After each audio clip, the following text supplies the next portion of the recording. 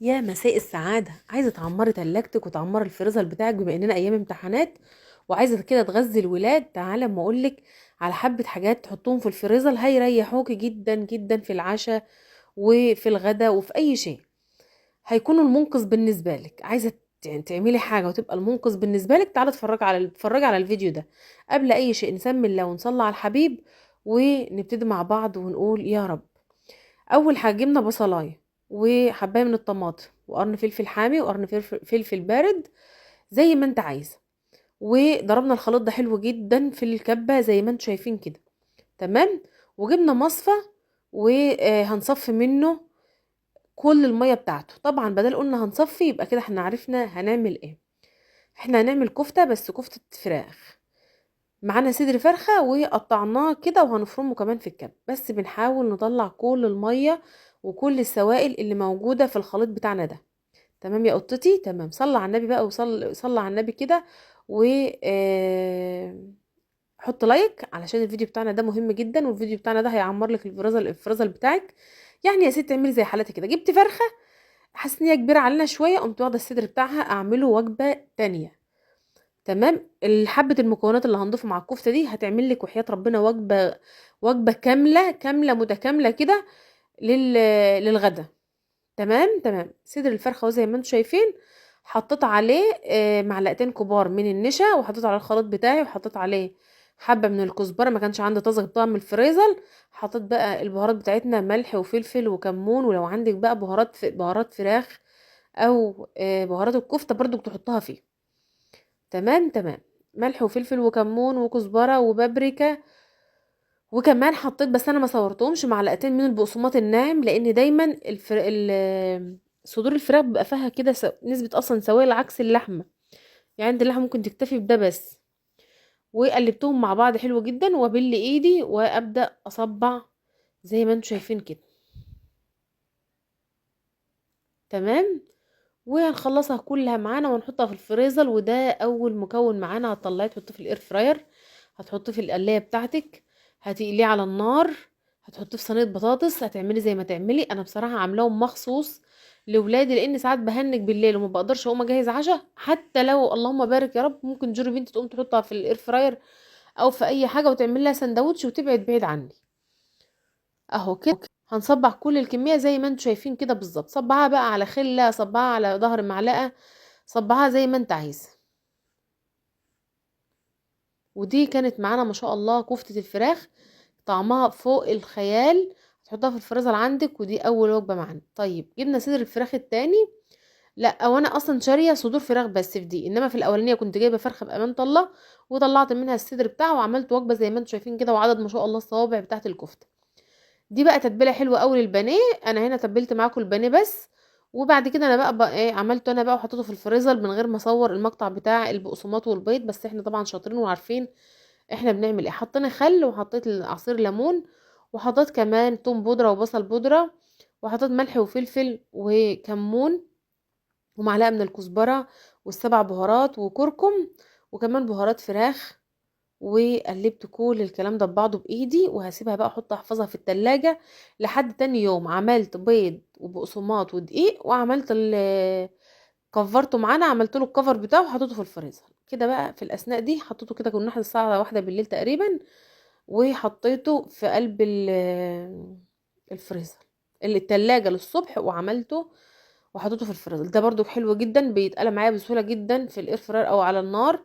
بيتقلى حلو جدا، وبتعمل سندوتشات، تعمل مع حبة مكرونة، حاجة كده عظمة. دي معانا اللهم صل على النبي الكفتة بتاعتنا. حطيت معاها بصلة واحدة بس، وطبعا شلت المية بتاعتها خالص. دي كفتة لحم. وحطيت قرن فلفل و فلفل حامي او بارد زي ما انت عايزه برضو، وطماطمايه. حطيت فيها معلقتين من الكزبره.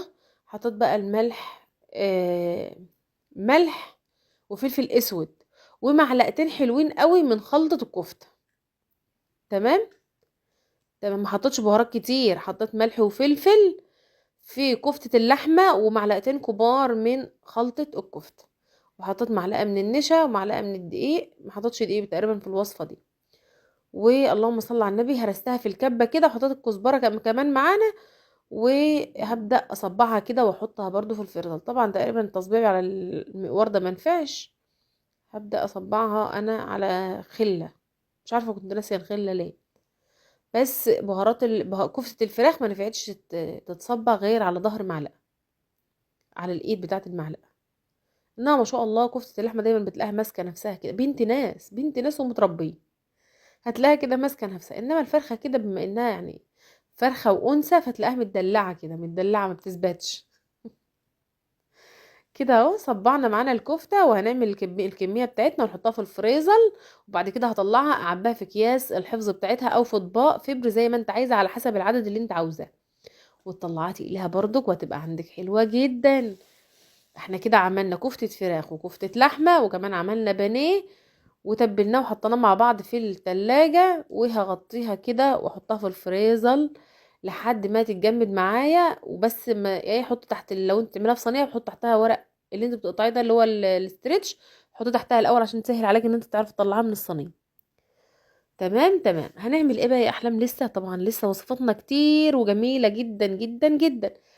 هنا هنعمل احلى واجمل واطعم برجر ممكن تاكليه في حياتك، وحياة ربنا بجد حرفيا انسوا انسوا انسوا، بطلوا كسل وانسوا المنتجات اللي بتتشرى من بره. انا كنت زيكم بالظبط وما زلت، بس بحاول اقلل ان انا اشتري البانيه او اشتري الحاجات اللي هي المجمده دي، لان بجد والله العظيم فرق في الطعم جبار.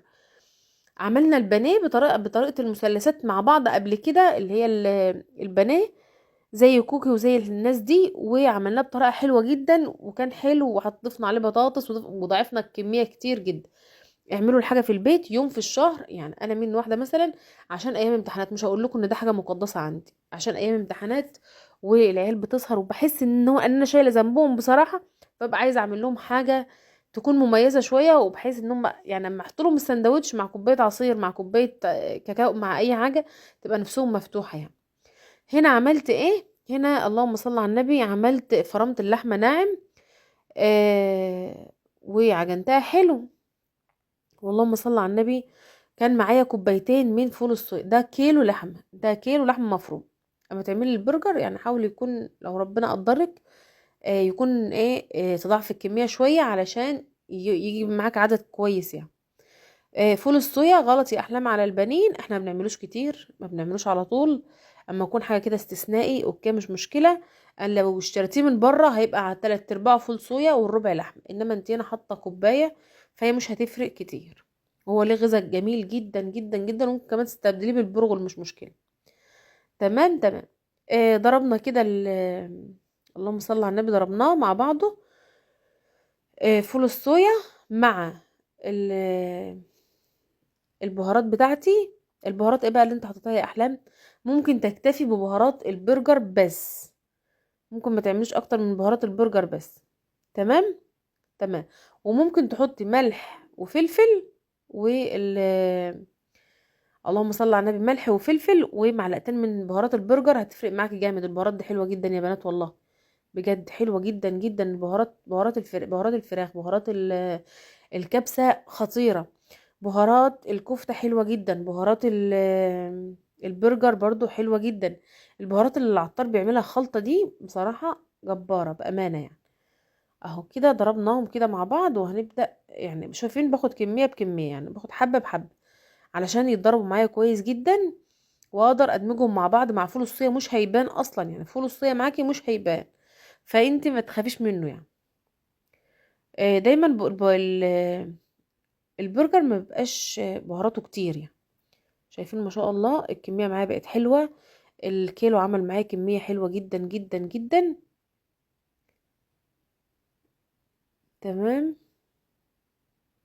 هبدأ اعجنها كده معاكم، وهنبدأ نشكلها بقى في المكبس بتاع ال اللهم صل على النبي، مكبس البرجر.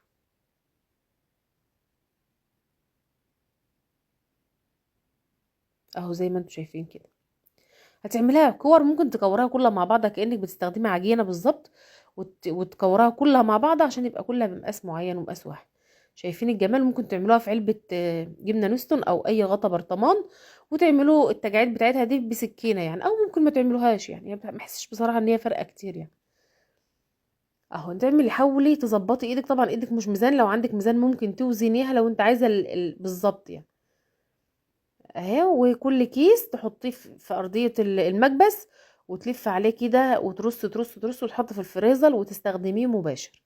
لو وصلت لحد هنا ونسيت تحط لايك، بعد اذنك حط لايك وقولي بتشوفيني من اي بلد، لان ده حاجه بتشجعني، وانا بحبكم جدا جدا جدا وبحبكم في الله. ويا رب اللي يكتب كومنت حلو في ميزان حسناته، ويا رب اللي يكتب كومنت وحش برضو الله يسامحه. ده كانت الكميه معانا.